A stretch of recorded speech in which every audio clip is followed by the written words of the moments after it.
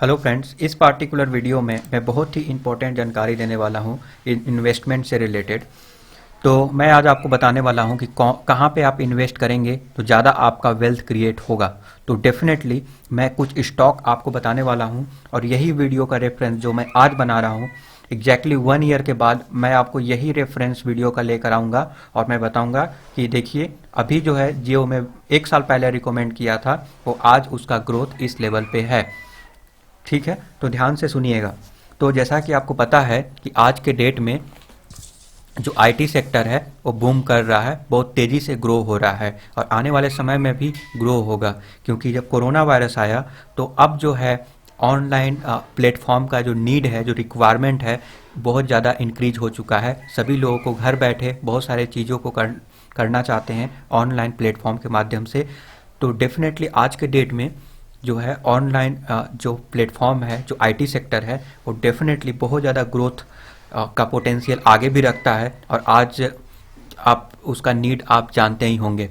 तो जो already developed nation है जैसे अमेरिका हो गया, न्यूजीलैंड, इंग्लैंड या फिर यूरोपियन कंट्रीज़ हो गए, वहाँ पे आप देख सकते हैं ये जो मैं कंपनीज जो स्टॉक में रिकमेंड कर रहा हूँ, यहाँ पे इन लोगों का ज़्यादा रेवेन्यू बाहर विदेशी कंपनी के द्वारा आता है। तो भारत जो है यंग इकोनॉमी है, तो डेफिनेटली भारत में भी ग्रोथ होगा। आज नहीं कल तो टेक्निकल जो आईटी सेक्टर है वो एक पीक लेवल पे होगा। अभी भी पीक लेवल आया नहीं है इंडिया में, तो डेफिनेटली इसके बारे में मैं आपको बताने वाला हूँ कि ये जो आईटी सेक्टर है वो काफ़ी ज़्यादा ग्रोथ होगा, यहाँ पे उसका काफ़ी ज़्यादा पोटेंशियल है। मैं बहुत सारे सेक्टर्स हैं, मैं सभी सेक्टर्स के बारे में नहीं बताऊंगा, क्योंकि डेफिनेटली जो इमर्जिंग टेक्नोलॉजी है जो आने वाले समय में बहुत ज़्यादा बूम होगा, एटलीस्ट 3 ईयर तक तो आप मान के चलिए कि वो तो बहुत ज़्यादा ग्रोथ पोटेंशियल है। मशीन लर्निंग, एआई, एमएल, ये सब जो है डेवलपमेंट अभी स्टार्ट हो गए हैं। उनका जो रोबोटिक से रिलेटेड जो भी वर्क है या ऑटोमेटिक प्रोसेस से रिलेटेड जो भी वर्क है, वो आने वाले समय में उसका रिक्वायरमेंट बढ़ेगा। बट कौन से कंपनी अब आज के डेट में उस लेवल तक पहुंच पाएगा, ये कहना बहुत ही मुश्किल है। डेफिनेटली कुछ नए कंपनी भी आएंगे, अचानक से एंट्री करेंगे और सबको पीछे छोड़कर आगे निकल सकते हैं। तो डेफिनेटली वो ऐसे सेक्टर को आप आने वाले जो इमर्जिंग टेक्नोलॉजी है जैसे एआई, एमएल जो मैं बताया, उसको अभी आइडेंटिफाई करना बहुत मुश्किल है। थोड़ा आपको टाइम देना चाहिए और ये इतना जल्दी नहीं होगा। ये एटलीस्ट 4 to 5 ईयर तो लग ही जाएगा, उसके बाद ही आप आइडेंटिफाई कर सकते हैं कि कौन सा कंपनी में ज़्यादा ग्रोथ पोटेंशियल है। But IT sector no doubt आज के डेट में वो बूम कर रहा है और आने वाले समय में भी करेगा। आप ये सोच रहे होंगे कि ऑटो सेक्टर डाउन है और आने वाले समय में ऑटो सेक्टर पीक पे होगा। डेफिनेटली आप ऐसा अनुमान लगा सकते हैं, बट जो ऑलरेडी पीक पे है और आने वाले समय में भी ग्रोथ पोटेंशियल दिखा रहा है, तो आप अनुमान भी लगा सकते हैं। तो डेफिनेटली आपको आईटी सेक्टर में इन्वेस्ट करना चाहिए। हाँ, अगर केवल आईटी सेक्टर में अगर इन्वेस्ट करेंगे तो यहाँ पे पॉसिबिलिटीज़ बहुत ज़्यादा हाई है कि आपको जो है कभी कभी लॉस में देखने को भी मिल सकता है, या क्योंकि केवल आईटी सेक्टर जब ऊपर जाएगा तो सारे आईटी सेक्टर ऊपर जाएंगे और नीचे जाएगा तो सारे आईटी सेक्टर जो है नीचे जाएगा, तो सारे स्टॉक ऊपर जाएंगे आइदर या फिर नीचे जाएंगे। ठीक है, तो ये बात हमेशा ध्यान में रखने वाली चीज़ें हैं। जब डाउन जाएगा तो आपको खुद आइडिया हो जाएगा कि अभी आईटी सेक्टर डाउन जा रहा है, तो उस समय आप एग्जिट करके अनदर इमर्जिंग टेक्नोलॉजी की ओर आप जा सकते हैं उस समय।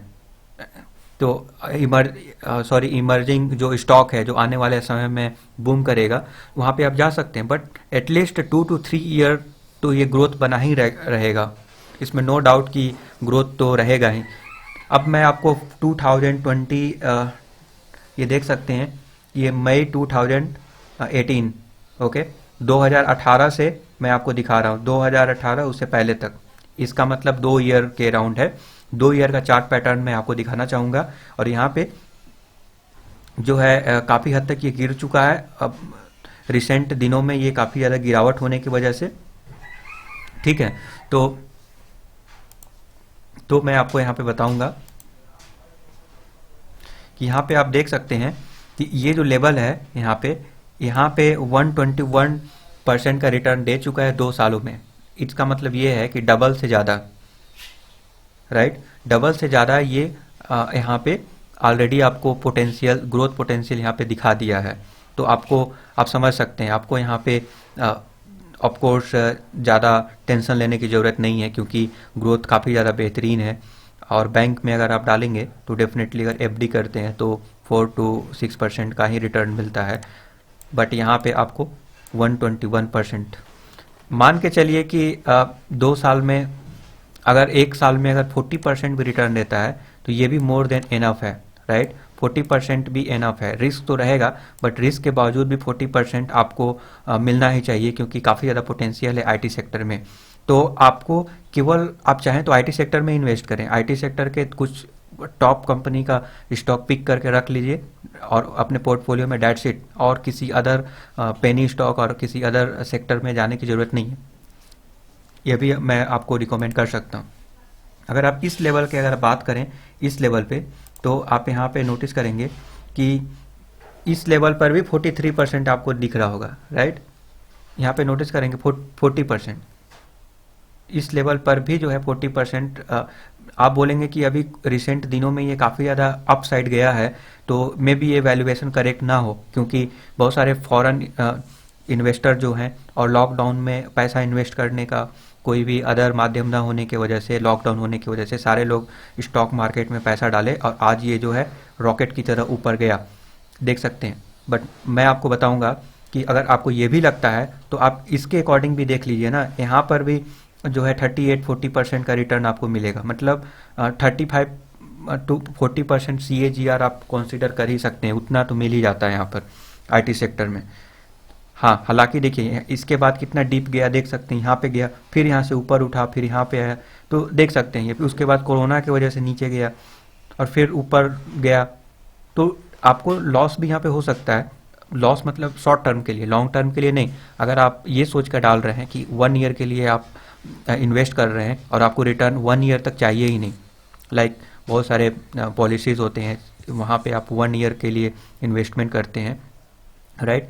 तो मान लीजिए 1 ईयर के लिए इन्वेस्टमेंट किए तो वहाँ पे आपको कुछ मिलता नहीं है, उसके बदले में आप लोन ले सकते हैं, बट वो पैसा वापस नहीं मिलेगा। तो यही मानकर आप कर सकते हैं। शॉर्ट टर्म में अप्स डाउन्स होंगे, बट एट द एंड आपको अपसाइड ही देखने को मिलेगा, राइट। अगर मैं आपको और भी पीछे लेके चलूँ तो देख सकते हैं हमेशा ये जो गिरावट भी हुआ है बहुत ही शॉर्ट टर्म के लिए हुआ है, बट एट द एंड ये अपसाइड में ही आपको देखने को मिलेगा। तो डेफिनेटली आपको यहाँ पे डरने की कोई आवश्यकता नहीं है। मैं तो रिकमेंड करूँगा कि केवल आईटी सेक्टर का कुछ स्टॉक मैं जो रिकमेंड कर रहा हूँ वो अपने पोर्टफोलियो में रख दीजिए, और कुछ जो है केमिकल स्टॉक भी हैं जो आगे आने वाले समय में काफ़ी ज़्यादा ग्रोथ पोटेंशियल वहाँ पर है।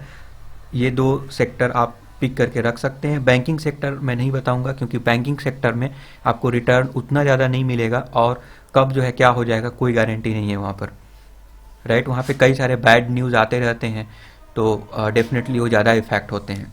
हालांकि सही है, कोई प्रॉब्लम नहीं है, बट जब यही 2-3 सेक्टर जो मैं बता रहा हूँ, केमिकल सेक्टर हो गया और ये हो गया, यहाँ पे देख सकते हैं IT sector, I think it's more than enough. But इसमें यही एक प्रॉब्लम है कि जब ये नीचे जाएगा तो सारा आपका, सपोज एट 50,000 इन्वेस्ट करेंगे तो कभी कभी आपको जो है 40% डाउन पर भी देखने को मिलेगा। बट अगर अलग अलग सेक्टर में इन्वेस्ट करते हैं तो कोई सेक्टर अप जाता है, कोई डाउन जाता है, तो वो एवरेज आउट होकर आपको आपके पोर्टफोलियो में जो दिखाई देगा वो हमेशा प्रॉफिट दिखाई देगा। बट यहाँ पे कभी प्रॉफिट और कभी लॉस भी दिखाई दे सकता है। बट कुछ लंबे समय तक, ये रिसेंट के लिए मैं बता रहा हूँ, सपोज एट कोई इस जगह पे इन्वेस्ट किया, इस पॉइंट पे, तो यहाँ पे तो लॉस नहीं चला गया ना, फिर जो है इस पॉइंट पे जाएगा।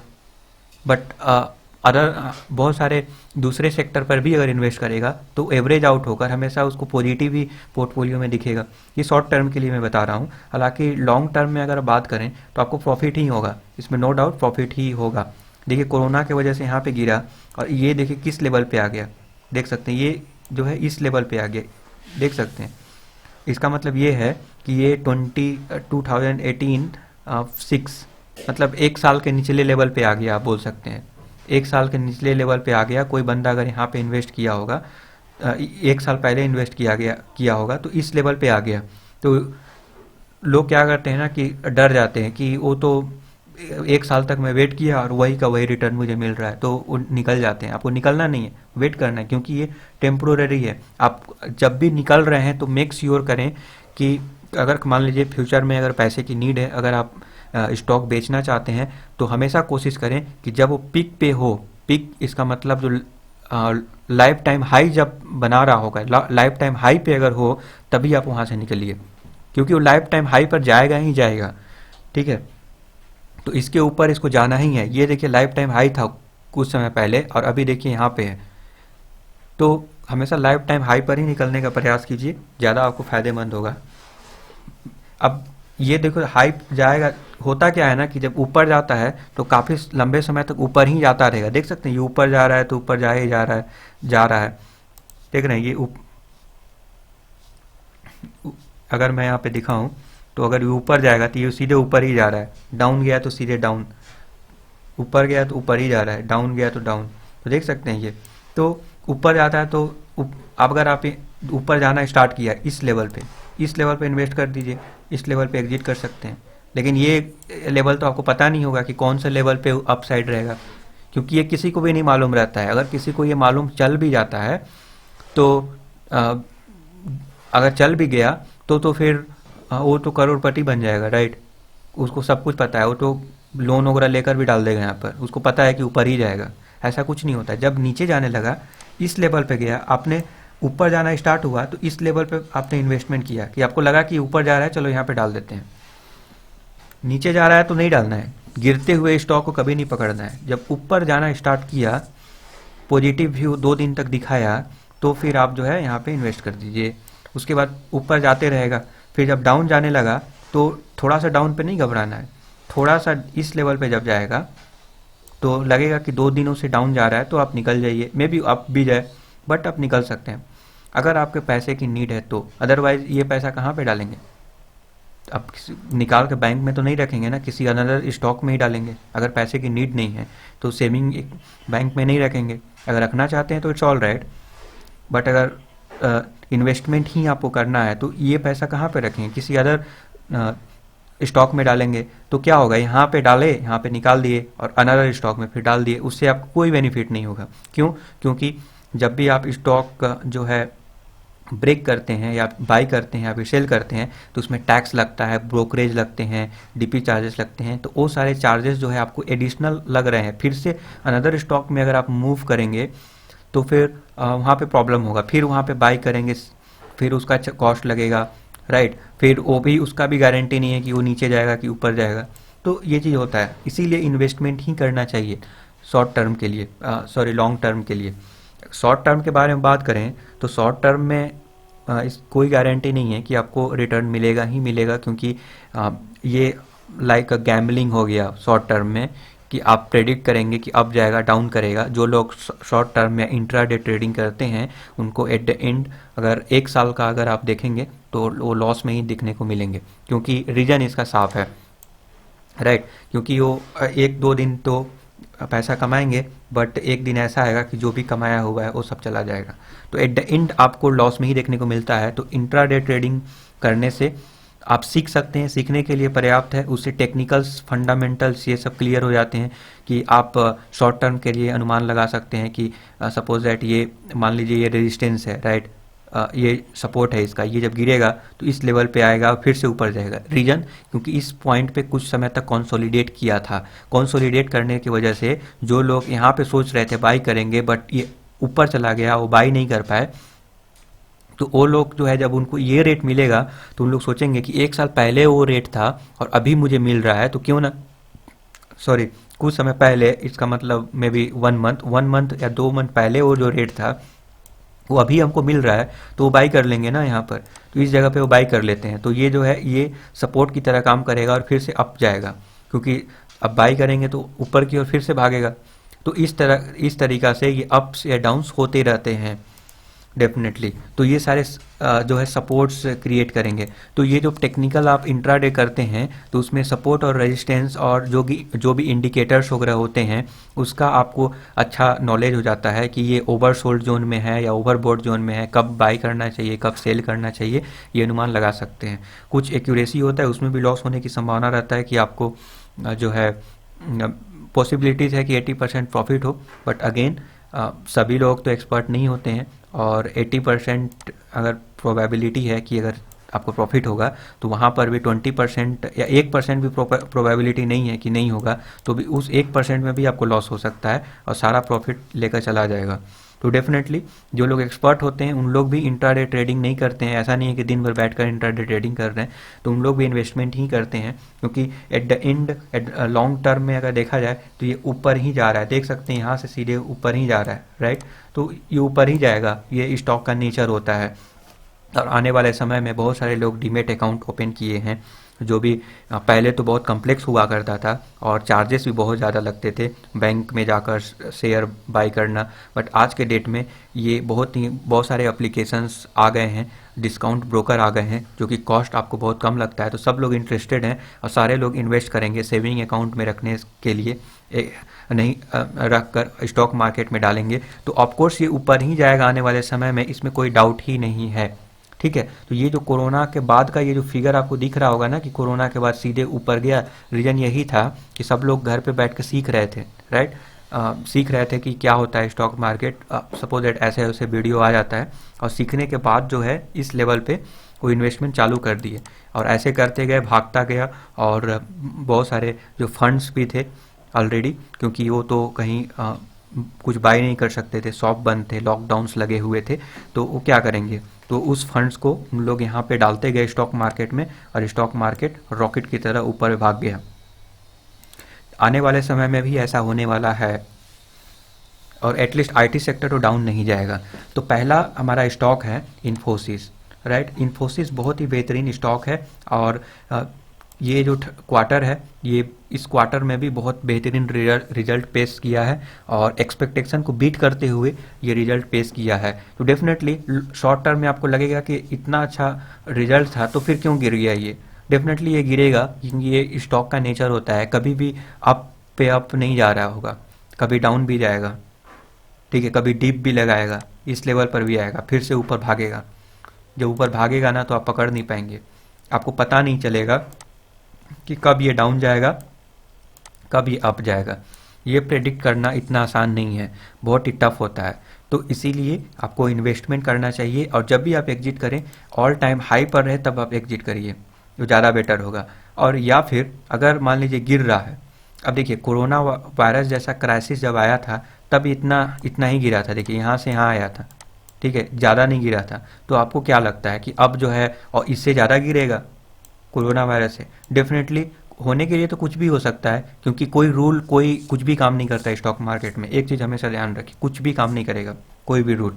But again eight the and आपको यहाँ पे देखने को मिलेगा कि जब कोरोना वायरस का क्राइसिस आया था, जब सारे स्टॉक डाउन थे, तब वहाँ पे जो है ये इतना ही जो है डीप लगाया था, मीन्स यहाँ से इस लेवल पे आया था, और इस लेवल के बाद ये जो भागा है रॉकेट की तरह, आप देख सकते हैं।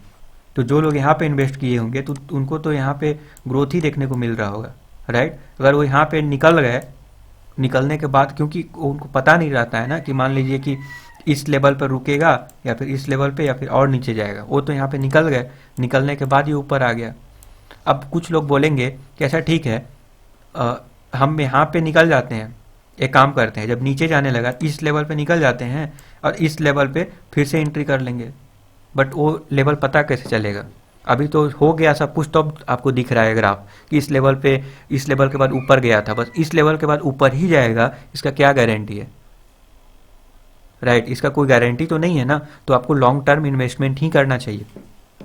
तो पहला इन्फोसिस, ये देख सकते हैं, अगर 2 साल का अगर मैं दिखाऊं तो 227% देख सकते हैं, 227%, आई थिंक, नहीं 2011, तो 2011 से अब तक 227% रिटर्न दे चुका है, राइट।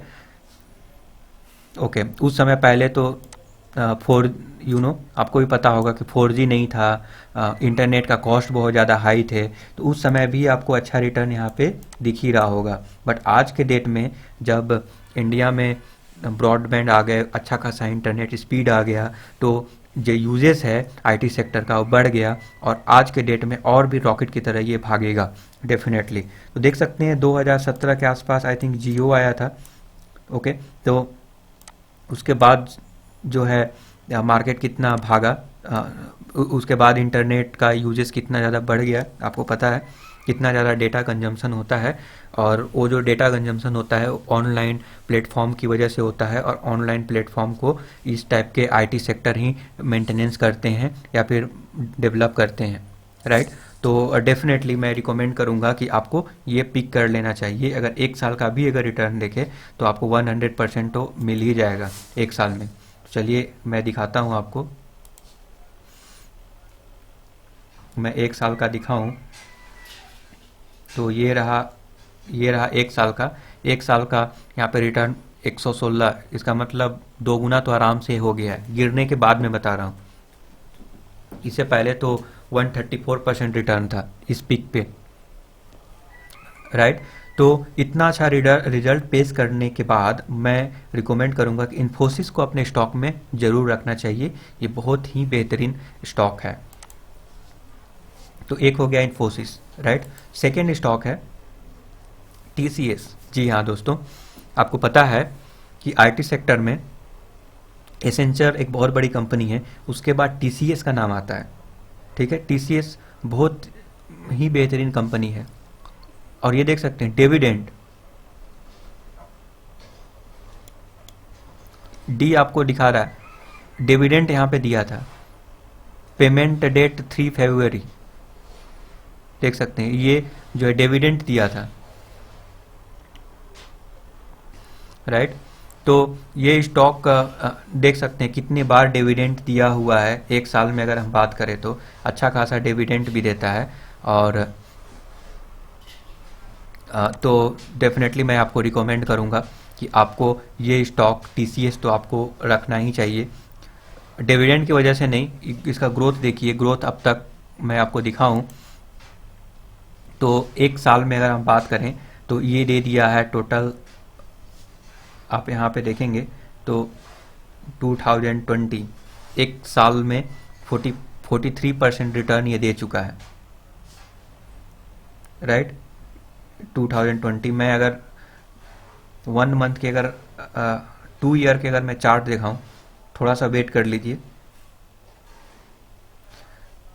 तो अगर 2 ईयर का अगर मैं चार्ट दिखाऊं तो ये भी जो है 80% के अराउंड जो है ये दे चुका है, देख सकते हैं ये 80% रिटर्न दे चुका है। और इसी बीच में कितने टाइम से डिविडेंड दिए, देख सकते हैं डी डी लिखा हुआ है, डिविडेंड दिए हैं, तो इतनी बार ये डिविडेंड दिया है।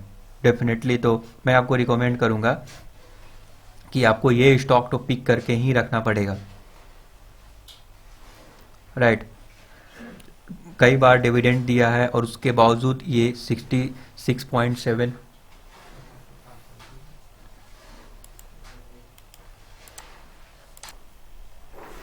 तो देख सकते हैं ये कितने बार ये डिविडेंड दे चुका है, और 70 to 80% जो है प्रॉफिट भी यहाँ पे देखने को मिला है आपको। और अगर ये भी बात करें तो ये देखिए 2018 से लेकर अब तक ये काफ़ी ज़्यादा रिटर्न दे चुका है इन्फोसिस, 118%। बट अगर हम बात करें टीसीएस को तो ये जो है 70% 66% के आसपास रिटर्न अभी दे चुका है, ठीक है। अगेन मैं बोलूँगा कि CAGR काफ़ी ज़्यादा बेहतरीन है, अगर 30% भी देता है, 25% भी अगर देगा ना तो काफ़ी ज़्यादा बेहतरीन है। तो आने वाले समय में एटलीस्ट 3 ईयर तो आप प्रेडिक्ट कर सकते हैं, आने वाले कुछ समय में आपको डेफिनेटली ये 30-40% का CAGR आपको देखने को मिल ही जाएगा। तीसरी कंपनी है HCL काफ़ी ज़्यादा बेहतरीन IT सेक्टर में कंपनी है, और इसका स्टॉक अपने पोर्टफोलियो में ज़रूर रखना चाहिए। अगर इसमें बात करें, ये 1 ईयर में 48% आपको रिटर्न दे चुका है, और डिविडेंड कई बार दे चुका है, देख सकते हैं ये डिविडेंड भी अच्छा खासा देता है। टीसीएस जैसा तो नहीं देता है, बट अगेन ये भी बेहतरीन टीसीएस जैसा ही देता है, आप बोल सकते हैं। ये डिविडेंड भी अच्छा खासा देता है, तो कोई प्रॉब्लम नहीं होगा आपको। आप जो है HCL टेक्नोलॉजी भी अपने स्टॉक में रख सकते, अपने पोर्टफोलियो में इस स्टॉक को भी रख सकते हैं। उसके बाद जो है अनदर कंपनी है, अब मैं इसको 2 साल का रिटर्न मैं आपको एक बार दिखा देता हूँ कि 2 साल का कितना है। तो अगर मैं 2019 को दिखाऊं तो ये 92%, आई थिंक मैं जो इन्फोसिस में दिखाया था 118%, ये 3 ईयर का रिटर्न में दिखाया था, और 2 ईयर का रिटर्न दिखाया था 2018, 19, 20। तो ये मैं आपको जो रिटर्न दिखाया था 3 ईयर का, इसीलिए काफ़ी ज़्यादा था। तो अगेन मैं अगर 2 साल का भी अगर आपको दिखाऊं 2019 का, तो ये भी 75% आपको रिटर्न देखने को मिलेगा, और इन्फोसिस भी 60 to 75 66% रिटर्न देखने को मिल रहा है। और इसका मैं अगर बारे में बताऊं, ये रहा HCL टेक्नोलॉजी, इसका भी आपको इसी के इर्द गिर्द आपको देखने को मिलेगा 92% का रिटर्न। ओके, तो डेफिनेटली आप समझ ही सकते हैं कि अच्छा खासा रिटर्न मिलता है आपको यहाँ पे, डिविडेंड मिलता है।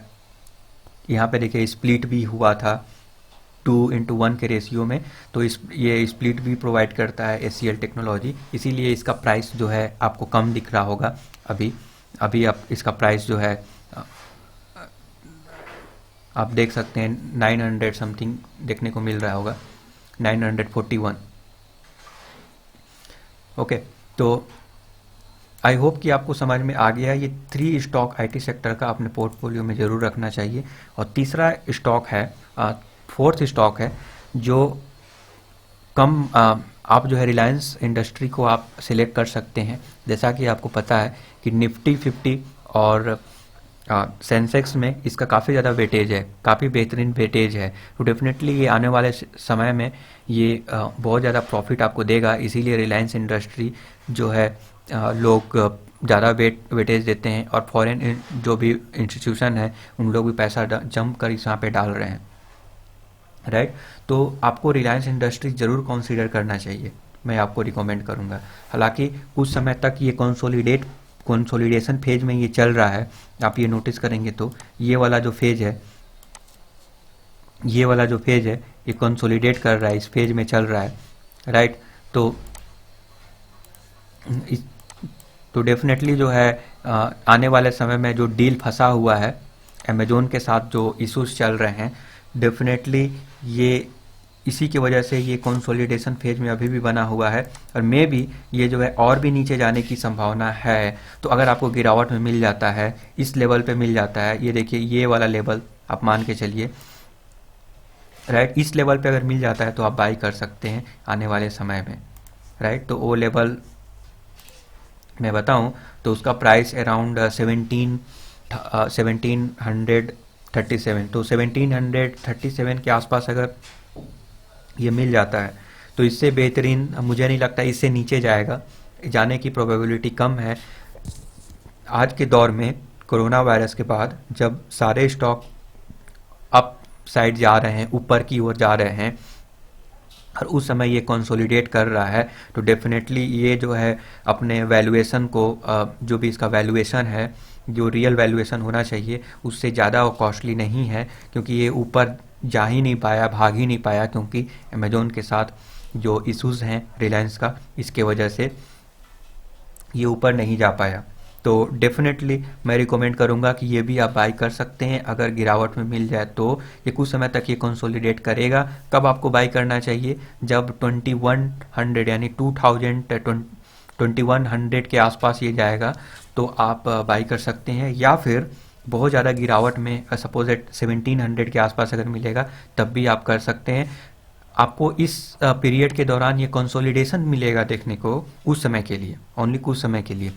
तो ये जो मैं स्टॉक बताया 4 स्टॉक, वो अपने पोर्टफोलियो में ज़रूर रखें, मेरा ये मानना है। मैं आपको ये काफ़ी ज़्यादा लंबा वीडियो हो गया, आपको समझाने के लिए मैं बना दिया ताकि आपको किसी भी तरह का कोई कन्फ्यूजन ना रहे, ठीक है।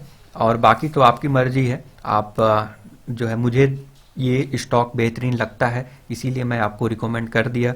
आप बोलेंगे विप्रो क्यों नहीं, तो विप्रो और टेक महिंद्रा इसको मैं कंसिडर नहीं किया हूँ, क्योंकि मुझे पर्सनली उतना बेहतरीन वो कंपनी नहीं लगता है। भले ही उसका स्टॉक आपको प्रॉफिट दे दे, क्योंकि ये सारे चीज़ें ना वर्चुअली हैं, वर्चुअल कंपनी है, ये रियल कंपनी थोड़ी है। ऐसा ज़रूरी थोड़ी है कि कंपनी प्रॉफिट करेगा तो जो है स्टॉक भी, उस स्टॉक का प्राइस भी अप जाएगा, ऐसा कुछ भी नहीं होता है, ये वर्चुअली है, राइट। तो डेफिनेटली लॉन्ग टर्म के लिए अगर प्रॉफिट करेगा तो लोग यहाँ पे ज़्यादा इन्वेस्टमेंट करेंगे, तो ये अपसाइड ही जाएगा, ऐसा नहीं होता है कि थोड़ा सा गिर गया तो अब स्टॉक बर्बाद हो गया, ख़त्म हो गया, नहीं, ये ऐसा नहीं होगा। आपको गिरावट मिला, मैं गिरावट में ही वीडियो बनाया हूँ ताकि ये मौका आप ना गंवा दें, इस मौके का फ़ायदा उठाएं। अभी देखिए ये काफ़ी अच्छा खासा गिर चुका है, अपने पिछले 1 मंथ या फिर 45 डेज़ के लेवल पे आ गया है। और आईटी स्टॉक में जो है आप ये सोचेंगे कि और भी नीचे जाएगा तो आपको जो है अभी से ही बाई करना स्टार्ट कर देना चाहिए। जितना भी अभी 10% डालिए, नीचे जाएगा फिर से 10% डालिए, नीचे जाएगा फिर से 10% डालिए, ऐसे करके आप डालते रहिए, क्योंकि ये जो गिरावट है आपको डिस्काउंट में मिल रहा है, आप सोच सकते हैं। आपको अच्छा खासा रेट जो है प्रॉफिट देने के बाद भी, अपना अच्छा खासा रिजल्ट जो है देने के बाद भी, इन्फोसिस, टीसीएस और इन्फोसिस, टीसीएस और एचसीएल इतना अच्छा रिजल्ट देने के बाद भी अगर नीचे डाउन जा रहा है तो और क्या चाहिए। ये बेहतरीन जो है समय है आपको इन्वेस्टमेंट करने का, और आपको इन्वेस्टमेंट कर देना चाहिए मेरे अकॉर्डिंग। और बाकी आप अपना प्रॉफिट लॉस देख सकते हैं, राइट। अपने फाइनेंशियल जो भी जिससे कंसल्ट करना चाहते हैं आप कर सकते हैं कि कितना डालें, कितना प्रॉफिट होगा, लॉस होगा, कितना मैनेज कर सकते हैं, ये आपकी मर्जी है। बट मैं अगर मुझसे अगर रिकमेंडेशन मांगेंगे तो मैं स्ट्रेट फॉरवर्ड बोलूँगा कि आपको इन सारे कंपनीज़ में आपको इन्वेस्टमेंट कर देना चाहिए। अगर आप बैंक में डालेंगे तो आपको वहाँ पे कम रिटर्न देखने को मिलेगा, और बैंक में कितना बहुत कम रिटर्न मिलेगा, बट यहाँ पे बेहतरीन रिटर्न मिलेगा। और जब भी आपको एग्जिट करना हो तो टॉप पे जो है ना, ठीक है, जो टॉप पे जो बैठा रहेगा, मतलब जब लाइफ टाइम हाई पे रहेगा प्राइस, तभी आप जो है वहाँ से एग्जिट करें। बट ध्यान रहे एग्जिट तभी करें जब आपको पैसे की नीड हो, ठीक है। अगर नहीं है तो फिर एग्जिट करने की कोई ज़रूरत नहीं है, लॉन्ग टर्म इन्वेस्टमेंट ही करना चाहिए। अगर ये सोच रहे हैं कि अभी ये टॉप पे है तो एग्जिट कर लेते हैं, किसी दूसरे स्टॉक में डाल देंगे, तो वहाँ पे आपको परसेंटेज गवर्नमेंट को कुछ टैक्स जाएंगे, कुछ एक्सचेंज लेगा, कुछ ब्रोकरेज लेगा, तो एट द एंड आपको लॉस ही होगा। तो थैंक यू फॉर वाचिंग।